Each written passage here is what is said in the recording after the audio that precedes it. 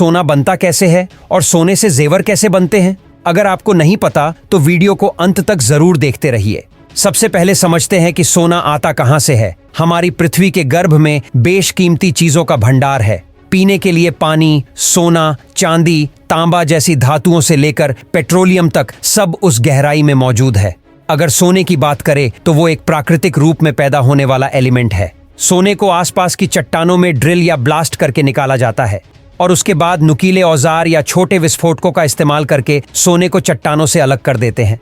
अब सोने को इकट्ठा करके रिफाइनिंग के लिए मिल में भेज दिया जाता है। माइनिंग तकनीक से सोना निकालने के बाद इसे रिफाइन करने के लिए 4 प्रोसेस में से एक का इस्तेमाल किया जाता है और वो है फ्लोटेशन, साइटेशन, एमल्गेशन और कार्बन इन पल। तो चलिए एक एक करके जानते हैं उन प्रोसेस के बारे में। फ्लोटेशन, इस प्रोसेस में सोने को ओर से अलग करने के लिए हवा और कुछ केमिकल्स का इस्तेमाल किया जाता है। इसके बाद और कोई घोल में डाला जाता है जिसमें फ्लोटिंग एजेंट जो पानी में जाग पैदा करता है, एक कलेक्टिंग एजेंट जो सोने के साथ जोड़कर एक ऑयली फिल्म बनाता है जो एयर बबल्स पर चिपकती है, और एक ऑर्गेनिक केमिकल्स मिश्रण जो कि दूषित पदार्थों को एयर बबल्स के साथ चिपकने से बचाता है। अब तीनों को डाला जाता है। अब पानी में हवा या गैस मिलाई जाती है और बुलबुले उठना शुरू हो जाते हैं। सोना एयर बबल्स के साथ चिपक जाता है।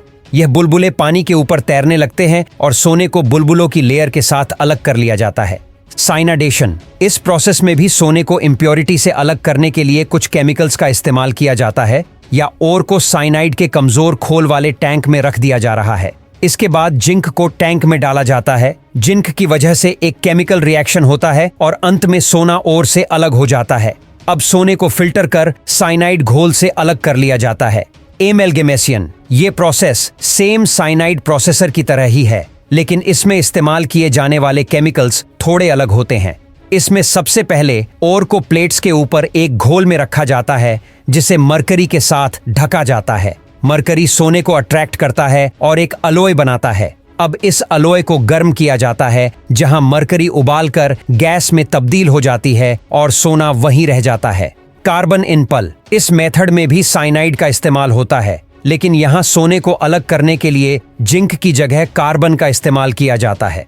इसमें सबसे पहले ओर को पानी के साथ मिलाकर एक पल्प तैयार किया जाता है।